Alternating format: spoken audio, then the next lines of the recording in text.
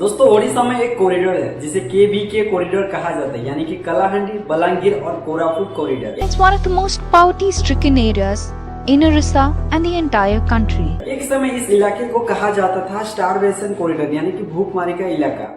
Ram Prakash Bariha has lost his entire family over the last few months from malnutrition and disease. दोस्तों कहा जाता है कि उस समय इस इलाके में बहुत भूखमरी थी और यहाँ के लोग बहुत गरीब थे। Shocking 48% of the people live here below the poverty line. पर दोस्तों आज उस इलाके की सिचुएशन बहुत ही बदल चुका है। 2020 के गवर्नमेंट रिपोर्ट में बताया गया है कि ओडिशा पहले से बहुत बदल चुका है। और दोस्तों अगर आप ओडिशा का इतिहास अगर आप देखोगे तो ओडिशा का इतिहास बहुत सारे इतिहास आपको देखने को मिलेगा। तो 1999 में ओडिशा भारत का सबसे गरीब स्टेट में से एक माना जाता था और वहाँ का गरीबी दोस्तों 47% गरीबी थी, यानी कि ओडिशा का 50% लोग गरीब थे। वहाँ की स्टेट सरकार की इतनी हालत खराब थी कि उनको अपने एम्प्लॉय को सैलरी देने के लिए दूसरे स्टेट से कर्ज लेना पड़ता था। दोस्तों सिचुएशन इतना खराब था उस समय कि 1998 में आरबीआई ने कर्ज देने के लिए ओडिशा सरकार को मना कर दिया था, लेकिन उसके बाद ओडिशा में एक बहुत बड़ा बदलाव आया। 2002 और 2022 के बीच ओडिशा की ग्रोथ रेट नेशनल एवरेज से ज्यादा थी। लिटरेरी रेट और एजुकेशनल सेक्टर में भी बहुत बड़ा बदलाव आया था। जब इस सब का परिवर्तन होने लगा तो इसका श्रेय एक इंसान को दे रहे थे और उस इंसान का नाम है श्री नवीन पटनायक जी। पर दोस्तों अभी सवाल आता है कि ओडिशा सरकार ने ऐसा क्या किया जो हमें ये सब देखने के लिए अभी हमें मिल रहा है। दोस्तों इसको जानने से पहले हमें ये जानना जरूरी है कि ओडिशा इतना गरीब स्टेट कैसे हुआ, और इसके लिए दोस्तों हमें ओडिशा का इतिहास को जानना होगा। दोस्तों एक कारण था जिसके लिए ओडिशा इतना गरीब हुआ था और ओडिशा को बहुत सारे लोग टारगेट कर रहे थे, ओडिशा को अपने कंट्रोल में लाना चाहते थे। बंगाल की नवाब, मुगल सम्राट या फिर ब्रिटिश। दोस्तों कहा जाता है कि मुकुंददेव ओडिशा का आखिरी हिंदू राजा थे, पर दोस्तों उन्होंने दो ऐसी गलती की थी जिसके कारण सुलेमान करानी को बहुत गुस्सा आया था। कौन थे सुलेमान करानी? बंगाल का सम्राट। पहली चीज सुलेमान को मुकुंदन देव के ऊपर इतना गुस्सा आया था और वो था सुलेमान करानी का दुश्मन इब्राहिम को प्रोटेक्ट करना। और दूसरी चीज उन्होंने एक संगठन बनाई सुलेमान की दुश्मन बादशाह अकबर के साथ। और दोस्तों उसके बाद बंगाली आर्मी ने मुकुंददेव के साम्राज्य को हमला किया और 1568 में मुकुंददेव का मृत्यु हो जाता है, वो भी एक गद्दार के द्वारा, रामचंद्र भंजा। दोस्तों सुलेमान की आर्मी में एक जनरल था और उसका नाम है काला पहाड़, और जो कि ओडिशा के इतिहास में बहुत फेमस है, लेकिन अच्छे काम के लिए नहीं। दोस्तों जब बंगाली आर्मी ने ओडिशा को आक्रमण किया तब काला पहाड़ ने ओडिशा के बहुत सारे मंदिरों को तोड़ दिया था और तब अफगानिस्तान ने ओडिशा को अपने कंट्रोल में लिया और ऐसा लग रहा था कि ओडिशा का इंडिपेंडेंस वहां खत्म हो रहा था। और उसके बाद ओडिशा में लोकल रूलर तो थे, लेकिन उसको कोई और कंट्रोल कर रहा था। इसका मतलब ये था कि वो सारे लोग एक कठपुतलिया बन गए थे। 16वीं शताब्दी में बादशाह अकबर ने दाऊद करानी को मार दिया और ओडिशा में मुगल रूल स्टार्ट हुआ। डॉक्टर मानस कुमार दास के अनुसार अकबर के अलावा दूसरे मुगल सुल्तान के डर में ओडिशा में केओस और कंफ्यूजन हुआ था और सारे मंदिरों को तोड़ा जा रहा था। और दोस्तों कहा जाता है कि उस समय गवर्नर का रूल इतना चेंज हो रहा था कि सरकार को चलाना बहुत मुश्किल हो गया था, क्योंकि ओडिशा बाय बंगाल के पास और उधर के बहुत सारे एक्सपोर्ट ट्रेन होता था, खास करके अनाज और कपड़ों का। और दोस्तों 1663 में ईस्ट इंडिया कंपनी को एक परमिशन मिली थी एक नवाब से, जिसने वो दो कंपनी बनाई थी, और पहली थी बंगाल के जगत सिंहपुर में और दूसरी थी ओडिशा के बालेश्वर शहर में। पर जो ये एक्सपोर्ट ट्रेन था उसके ऊपर धीरे धीरे बहुत गहरा असर पड़ने लगा। और दोस्तों जब मुगल शासन कमजोर पड़ने लगा तो ओडिशा बंगाल के हाथ आ गया। और उसके बाद आते हैं दोस्तों मराठा। नागपुर के रघुजी वंशले ने 1800 में ओडिशा के ऊपर कब्जा किया। मराठा रूल के दौरान रिलीजन फ्रीडम तो बहुत बड़ा ओडिशा में था और इनफैक्ट उनके राज्य में पूरी मंदिरों में पूरे देश के लोग बहुत सारे लोग आए थे। पर दोस्तों इसी रूल के दौरान इकोनॉमी ने बहुत स्ट्रगल किया। भवानी चरण राय ने 1956 में उन्होंने लिखा कि मराठा आक्रमण की वजह से कपड़ा ट्रेन पे एक नेगेटिव असर आने लगा। और विनोद दास ने अपने रिसर्च के दौरान उन्होंने लिखा कि इसी रूल के वजह से ओडिशा में बहुत गरीबी आई। और उस समय ब्रिटिश ने भी एक कंपनी बनाई थी कलकत्ता पोर्ट्स के पास, उसके कारण ओडिशा का महत्व कम हुआ। और मराठा के बाद फिर बारी आई ब्रिटिश की, क्योंकि ओडिशा अंग्रेजों के बंगाल और मद्रास के टेरिटोरियल के बीच में थी और वो कैप्चर करना चाहते थे, अपने हाथ में लाना चाहते थे, अपने कंट्रोल में रखना चाहते थे ओडिशा को। इस पॉलिटिकल तानाशाही के वजह से ओडिशा इस हालत में गुजर रही थी।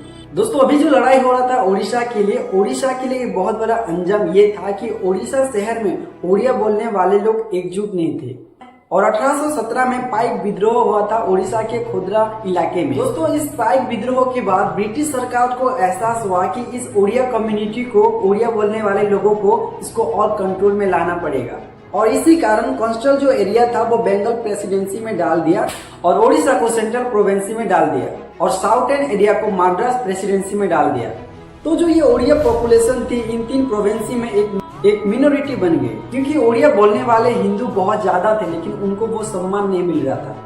और दोस्तों 19वीं शताब्दी में अंग्रेजों ने आर्ट्स टीचर अपॉइंटमेंट के बालेश्वर में, जहाँ पे 6 बंगाली थे और 2 ओडिया थे। अगर स्कूल के टीचर अगर लोकल लैंग्वेज बोल नहीं पाएंगे तो बच्चे कितने सीख पाएंगे। और दोस्तों अंग्रेजों के रूल के कारण कई एक्सपर्ट ने ओडिशा की ज्योग्राफी को ब्लेम किया उसकी गरीबी के लिए। और दोस्तों ओडिशा में कई साइक्लोन हिट किए और दोस्तों 1831 में अक्टूबर 31 तारीख को ओडिशा में एक बहुत बड़ा साइक्लोन आया जिसके कारण ओडिशा सॉल्ट मैन्युफैक्चरिंग कंपनी तबाह हो गया। तो 1867 में ओडिशा में एक बहुत बड़ा अकाल आया जिसके कारण ओडिशा का 27% पॉपुलेशन मारे गए। पर दोस्तों देखा जाए तो ज्योग्राफी हर एक चीज के लिए जिम्मेदार नहीं थी और फिर ओडिशा में उतना भी उत्पाद नहीं हो रहा था, लेकिन अंग्रेजों ने एक्सपोर्ट करना स्टार्ट कर दिया था। और दोस्तों कहा जाता है कि 1855 से लेकर 1864 में धान का एक्सपोर्ट 500% से ज्यादा बढ़ गया और ओडिशा में जो चावल बनता था वो मद्रास को भेजा जाता था। और दोस्तों यहाँ तक कि बाहर के कंट्री लोग भी ओडिशा का चावल को खरीदने लगे। और दोस्तों दूसरी चीज थी कि बोर्डिंग। ओडिशा के डिवीजन कमिश्नर ने कहा उस समय गाँव के महाजन और जमींदार खेती करके चावल को किसी भी प्राइस पे बेचा नहीं करते थे, वो लोग चावल को अपने पास ही रखा करते थे। तीसरी चीज थी कि अंग्रेजों का सरकार बहुत एक्सपोर्ट कैपिटल में थी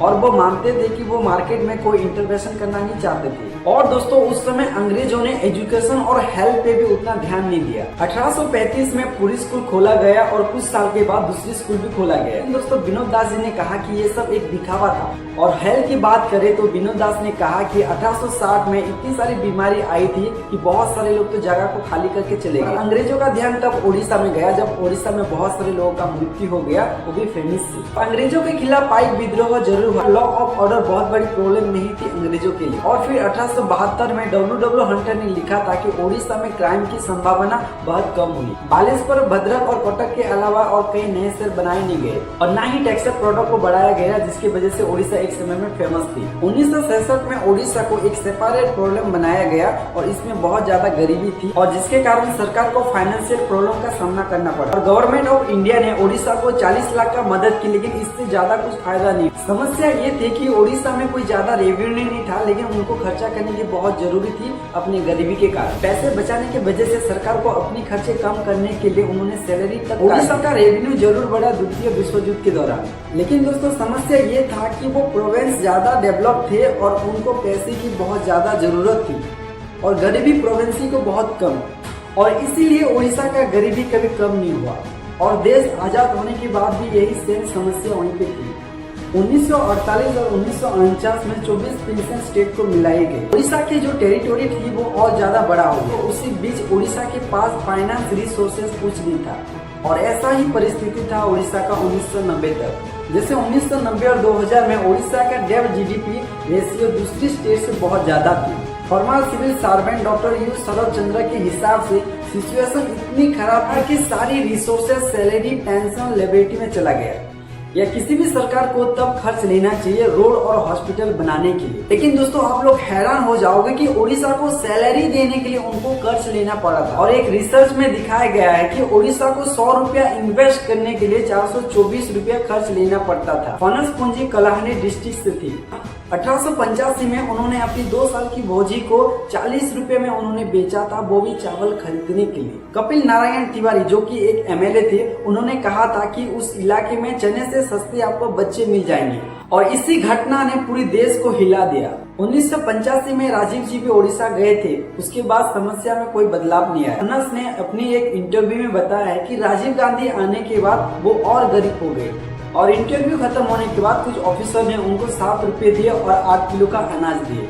लेकिन दोस्तों 20 साल के बाद जब रिपोर्टर वापस ओडिशा में गए तो फनस पूंजी का कहानी बहुत अलग थी। उन्होंने अच्छे कपड़े पहने हुए थे और सोने का जेवर भी पहने थे और ऐसा माना जाता है कि फनस पूंजी की कहानी ही ओडिशा की कहानी थी। इसलिए 19 साल में ओडिशा का ग्रोथ रेट नेशनल एवरेज से बहुत ज्यादा हुई। 2015 से लेकर 2019 में ओडिशा 5 स्टेट में से एक स्टेट है जहां गरीबी की संख्या बहुत कम हुई है। और दोस्तों इसके पीछे एक मेजर कारण था। यहाँ एक टाइम पे ओडिशा के पास खर्च करने के लिए पैसा नहीं था।